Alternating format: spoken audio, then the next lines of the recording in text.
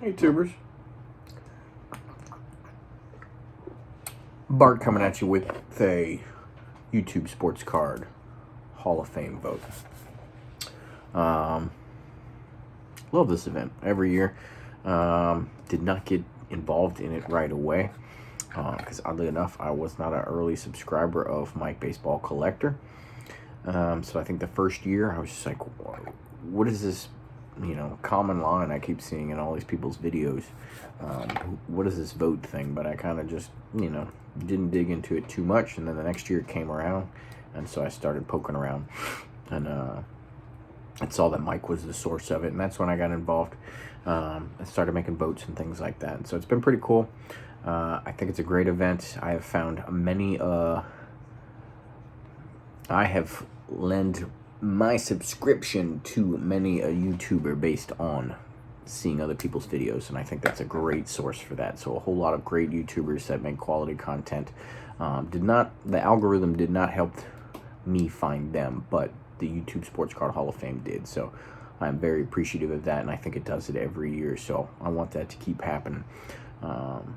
That community gets stronger through this event. So I think that's really cool. So shout out to Mike for carrying the torch for so many years and being a good steward of it. And shout out to Jake, formerly known as the Ticket Leprechaun, aka now Legends Never Die, for taking that on. I still don't understand how Mike got grief for how it was handled and doing it for over the years. It's a hobby, so there shouldn't be a whole lot of negativity. But man, if you're giving Jake grief, how do you even do that, right? Like, I haven't met him in person, but just through videos, he's got to be one of the nicest humans running around, right? So, good on Mike for picking the right guy too, because that is not going to be Jake's not going to be a source of people coming after him anytime soon. That is a good human being right there. So pretty cool. But I am very excited about the changes that happened with the voting. As far as the timeline requirements and stuff like that, I always did stick to those level of requirements myself, casting my vote, despite that there weren't any restrictions, because I just thought those types of things should have been a requirement. And so I'm happy to see them. I'm also very stingy with my vote. I have never filled out a full ballot of 10 people or anything like that.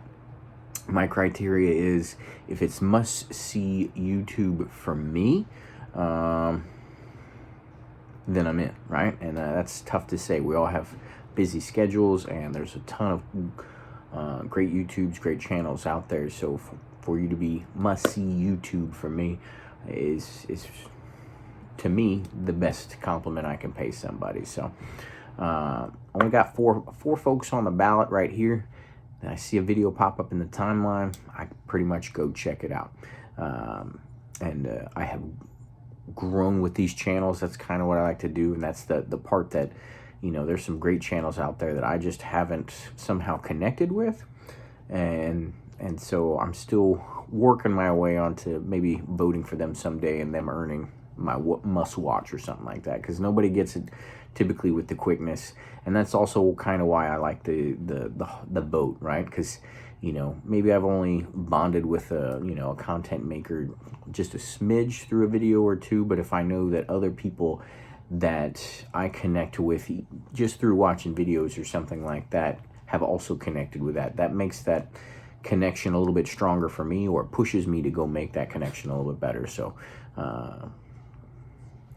just love that process. So my 4 folks voted for a couple of these before, and shout out to these. Now that's not to say I don't watch more folks' videos than this that aren't in the Hall of Fame, but the majority of people that I do watch are already in the Hall of Fame.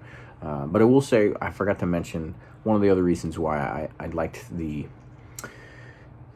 time required for video making and stuff like that, because I just saw too many people making the YouTube Sportscard Hall of Fame and then dropping off the face of the earth. I wasn't a big fan of that. I got the benefit of jumping in late, so I got to visit previous years inductees, and I was like, who is that person? Go back, you can't even find those videos. So unlike a normal Hall of Fame where you had to hang up the cleats or whatever before you could make the Hall of Fame, in this case, we want it to be somebody that's been around for a long time, but also maintains their status as a foundational piece within the hobby and the community.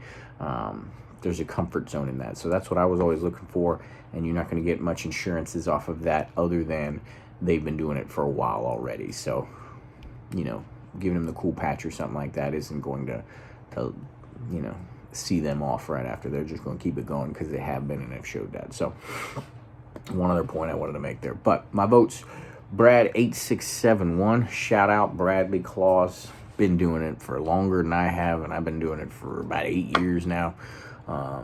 Great dude. He's one of the few that will just start rambling on about whatever, and I pay attention. I stay tuned in. Talking about football, I like his analysis. I like that he can stay true to his team, even though it's the Dolphins. They haven't done that well over the years, especially since he's at least been making videos and things, but he stays committed to the cause. When he picks up cards, it's still fire. Great autos, just great eye for the hobby and everything like that, and an active contributor and participant. So shout out to you, Brad. Next up, Diamondyard Sportscards, George. No surprise to most of you out there. If you're subscribed to me, you're probably subscribed to George. Just a good dude. I ain't met him, but I'd like to, and I'd like to have a beer with that guy. Shout out. Just an easygoing dude, you know. I guarantee you, if you're hanging out with him, there isn't a tense moment in the place. You're just hanging out. All things are good, right? He just has that puts you at ease with the environment that he cultivates within his videos. Then his collection is awesome. Always something great to see. Great eye for it. And loves his stories about how he comes about the cards, what they mean to him. He connects with the cards in some way sometimes with the stories of, you know, some memory or something that spurned on that purchase or that helped him pick it up or whatever.